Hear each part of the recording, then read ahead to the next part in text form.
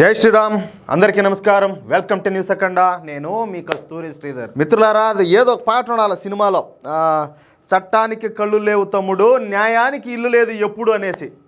ఈ మాట నేను ఎందుకు చెప్తున్నానంటే, ఇప్పుడు ఎవరైనా సరిగ్గా పనిచేయకపోతే సరే, అది న్యాయవాదులు కావచ్చు, లేకపోతే న్యాయమూర్తులు కావచ్చు, పోలీసు వాళ్ళు కావచ్చు, వీళ్ళు ఎవరైనా సరిగ్గా పనిచేయకపోతే అదో వాళ్ళు అటు చేస్తారు, వీళ్ళు ఎటు చేస్తారు, వీళ్ళు లంచాలు తీసుకుంటారు, ఓనైనా వాళ్ళు అధికార దుర్వినియోగానికి పాల్పడతారని చెప్పి రకరకాలుగా అంతా మాట్లాడతారు కదా. కానీ ఎవరైనా సరే నిజాయితీగా పనిచేస్తే, అది ఒక పోలీస్ ఆఫీసర్ అయినా సరే, డాక్టర్ కావచ్చు, లాయర్ కావచ్చు, లేకపోతే న్యాయమూర్తి కావచ్చు, వాళ్ళు ఎవరైనా సరే ఒక గవర్నమెంట్ ఎంప్లాయీగా ఉండి నిజాయితీగా పనిచేస్తే మనమంతా ఏం చేయాలా? ప్రజలందరం కూడా ఖచ్చితంగా స్వాగతించాలా, వాళ్ళని ఖచ్చితంగా అప్రిషియేట్ చేయాలా. మనం ఖచ్చితంగా వాళ్ళ కష్టాన్ని, వాళ్ళ శ్రమను, వాళ్ళ నిజాయితీని మనం గుర్తించాలా, అవునా కదా? ఎందుకంటే మనలో ఆ నిజాయితీ ఉండదు కాబట్టి. కానీ ఇక్కడ ఏం జరుగుతుందని తెలుసా, మన దేశంలో కొంతమంది సూడో సెక్యులర్ నాయకులు, సూడో సెక్యులర్ మేధావులు, సూడో సెక్యులర్ పార్టీలు కనీసం నిజాయితీగా ఉందాం, నిజాయితీగా మాట్లాడదామన్నా కూడా మాట్లాడనీయడంలే. అట్టున్నాయి మన దేశంలో పరిస్థితులు. ఇప్పుడు ఈ న్యూస్ అనండి ఒకసారి మీకే అర్థమవుతుంది నేనేం చెప్తున్నాను. శేఖర్ యాదవ్, మనము ఈ శేఖర్ యాదవ్ గారి గురించి ఇప్పటికే ఒక వీడియో చేసినాం. కానీ చాలామందికి ఈ శేఖర్ యాదవ్ గారి గురించి తెలీదు.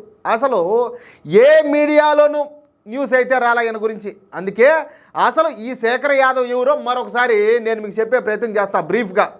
శేఖర్ యాదవ్ గారు ఏదో సాదాసీదా మనిషి కాదు. ఆయన ఒక నికార్సైనటువంటి న్యాయమూర్తి, జడ్జు. అలహాబాద్ హైకోర్టులో న్యాయమూర్తిగా మన శేఖర్ యాదవ్ గారు అయితే పనిచేస్తారు.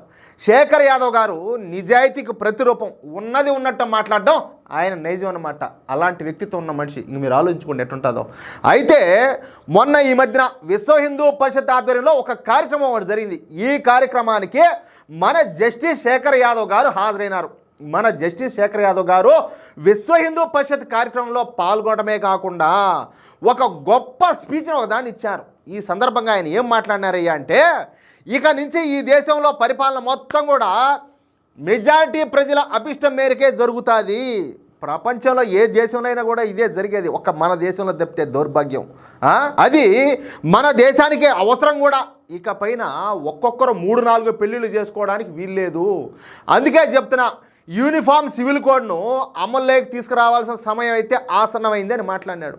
అవును కాదు, ఇష్ట ప్రకారం పెళ్ళిళ్ళు చేసుకొని ఇష్ట ప్రకారం పిల్లవాళ్ళని అంటా ఉంటే, మొన్న ఈ మధ్య నేను ఒక చిన్న మాట ఒకటి చెప్తా. ఆర్ఎస్ఎస్ చీఫ్ మోహన్ భాగవత్ గారు ఒక మాట అన్నాడు, కనీసం హిందువులు ఒక 3 పిల్లలైనా కానీ అంటే, ఓయమ్మ అది ఎట్టా మాదిరిగా నువ్వు జాకుతావా, నువ్వు పెడతావా అని చెప్పి తెగ సించుకున్నారే అంతా ఈ స్టూడెంట్ సెక్టర్ మేధావులు, ఈ పార్టీలోళ్ళు, ఈ లేనిపోని వాళ్ళంతా, గలీజ్గాళ్ళంతా. ఏనేమో 3-4 పెళ్ళిళ్ళు చేసుకోవద్దనే తప్పే. చూడండి, అంటే దీన్ని బట్టి మీకేమర్థం అవుతుంది అంటే, హిందువులు ఏమీ మాట్లాడకూడదు, వీళ్ళు ఏం మాట్లాడినా కానీ తప్పేను అని అర్థం అన్నమాట దానికి. ఏం చెప్పింది ఏంటంటే, అందుకే చెప్తున్నాను, యూనిఫామ్ సివిల్ కోడ్ను అమల్లోకి తీసుకురావాల్సిన సమయం అయితే ఆసన్నమైంది. అంటే యూనిఫామ్ సివిల్ కోడ్ అంటే ఏంది?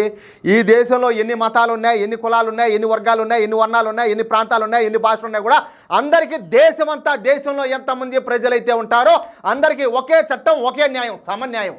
అది యూనిఫామ్ సివిల్ కోడ్ అంటే. దాన్ని తీసుకురావాల్సిన సమయం అయితే ఆసన్నమైంది. తద్వారా ఈ నిక్కా హలాలా కావచ్చు, ఈ త్రిబుల్ తలాక్లు చేయడానికి వీలుండదు. అందరూ కూడా డిసిప్లిన్గా, క్రమశిక్షణతో ఉంటారు అని మాట్లాడినాడు. మీరు మీ పిల్లల ముందు ఈ జంతు బళ్ళు అయితే చేయగాకండి, హింసాత్మక సంఘటనలు చూపించగాకండి. ఆ విధంగా పెంచితే వాళ్ళు ఈ పిచ్చోళ్ళు కదా, రాళ్ళు వేస్తారు చూడు, మనం చూస్తూ ఉంటాం. ఏది న్యూస్లో ఎన్నో మాటలు నేను కూడా చెప్పిన, స్టోన్ పెల్టర్స్ అంటారు. ఈ స్టోన్ పెల్టర్లుగా, రాడికల్స్గా, జిహాదీలుగా, జాంబీలుగా వీళ్ళంతా మారిపోతారు. కాబట్టి మన పిల్లలు కూడా చెడిపోయే అవకాశం ఉన్నది. కాబట్టి పిల్లల్ని జాగ్రత్తగా పెంచండి అని మాట్లాడినాడు. తప్పేమన్నా, దీంట్లో కూడా తప్పలేదు. ఇక మన దేశంలో గోవులు, గంగా నది, భగవద్గీత మన భారతదేశానికి నిజమైన చిహ్నాలు. ఎప్పటికైనా సరే మన భారతదేశ సంస్కృతే ఈ ప్రపంచాన్ని కాపాడుతుంది. భారత సంస్కృతే ఈ ప్రపంచానికి శ్రీరామరక్ష అంట. జస్టిస్ శేఖర్ యాదవ్ గారు ఎంతో గొప్పగా మాట్లాడారు, చాలా అద్భుతంగా మాట్లాడారు. నిజంగా నాకైతే మనస్ఫూర్తిగా చాలా సంతోషంగా ఉన్నది ఆయన మాటలు వింటా ఉంటే. ఎందుకంటే ఒక న్యాయమూర్తి స్థానంలో ఉండి ఆ విధంగా బయటకు వచ్చి బహిరంగంగా ఇలాంటి మాటలు మాట్లాడడం అందరికీ సాధ్యం కాదు. అంత ఈజీ కాదు, అది చాలా దమ్ముండాలి దానికి. అయితే శేఖర్ యాదవ్ గారు ప్రసంగించిన దాంట్లో ఏమైనా తప్పున్నదా ఒకసారి మీరు కూడా ఆలోచించుకోండి. కడుపుకు అన్నం తినేవాడు ఎవడైనా కూడా జస్టిస్ శేఖర్ యాదవ్ గారు మాట్లాడిన మాటలు ఎవడైనా తప్పు అని అంటారా? అంటారా? మీరు ఒకసారి ఆలోచించండి. ఆయన ముస్లింల పేరు ఏమైనా తీసి మాట్లాడినాడా? లే. ముస్లింలను అవమానించాడు ఎక్కడన్నా? లే. ముస్లింలను విమర్శించాడా? లే. కానీ శేఖర్ యాదవ్ గారు ముస్లింలను అవమానించినారని, అసభ్య పదజాలాన్ని వాడినారని, వివాదాస్పద వ్యాఖ్యలు చేసినారంటూ సూడో సెక్యులర్ సన్నాసులంతా కూడా ఇంకా గోల చేయడం స్టార్ట్ చేశారు. ఇక ఇలాంటి అవకాశాన్ని ఈ కాంగ్రెస్ కూటమి, అదేనయ్యా స్వామి ఇండి కూటమి, వాళ్ళు వదులుకుంటుందా? గోతికాడినాక మారి కాచుకుంటారు వాళ్ళు. అర్థమవుతుందా? అస్సలు ఇంక వాళ్ళు వదులుకోరు. వీళ్ళు ఏం చేశారు? అందుకే ఈ విషయంలో ఇప్పుడు ఈ Congress party, Samajwadi party, communist పార్టీలు ఇవన్నీ కూడా రంగంలో దిగి వచ్చేసాయి. అదే ఇప్పుడు ఈ సేవల మీదకి రాబందులు వెళ్తాయి కదా, ఆ మాదిరిగా అనమాట. ఇప్పుడు వీళ్ళు ఏం మాట్లాడినారంటే, అసలు శేఖర్ యాదవ్ మాటలు న్యాయ వ్యవస్థకే మాయని మచ్చంట. హైకోర్టు జడ్జి అయినటువంటి శేఖర్ యాదవ్ గారిని తన జడ్జి పదవి నుంచి దించేయడానికి ఇప్పుడు ఈ కాంగ్రెస్ కూటమి అయితే పావులు కలుపుతుంది. ఇందుకోసం ఇండి కూటమి ఎంపీలు శేఖర్ యాదవ్ గారి పైన అభిశంసన తీర్మానాన్ని ప్రవేశపెడతారు. అర్థమైందా? మన సంస్కృతి సాంప్రదాయాలకు మద్దతు పలికినటువంటి జస్టిస్ శేఖర్ యాదవ్ను ఆ పదవి నుంచి తొలగించడానికి ప్రయత్నాలు అయితే జరుగుతున్నాయి. అందుకే చెప్తున్నా, శేఖర్ యాదవ్ గారు లాంటి వాళ్ళకి మనం సపోర్ట్ చేయాల్సిన అవసరం ఎంతైనా కూడా ఉండదు. అసలు ఇలాంటి దమ్మున్న వ్యక్తులు చాలా చాలా చాలా అరుదుగా ఉంటారు. అలాంటిది మొదటిసారి ఒక జడ్జి గారు మన సంస్కృతి సాంప్రదాయాలకు బహిరంగంగా బయటకు వచ్చి సపోర్ట్ చేశారు. తప్పు అని చెప్పినారు. కానీ ఆయన మాటలను మసిపూసి మారేడుకాయ చేసి ఈ శేఖర్ యాదవ్ గారు ముస్లింలను అవమానించాడంట. ఈ ఇండి కూటమి పార్టీలన్నీ కూడా గొడవ చేయడం స్టార్ట్ చేసినాయి. అందుకే మనం కూడా మన జస్టిస్ శేఖర్ యాదవ్ గారికి మద్దతుగా సోషల్ మీడియాలో ప్రచారం చేద్దాం. మన సత్తా ఏందో కూడా చూపిద్దాం.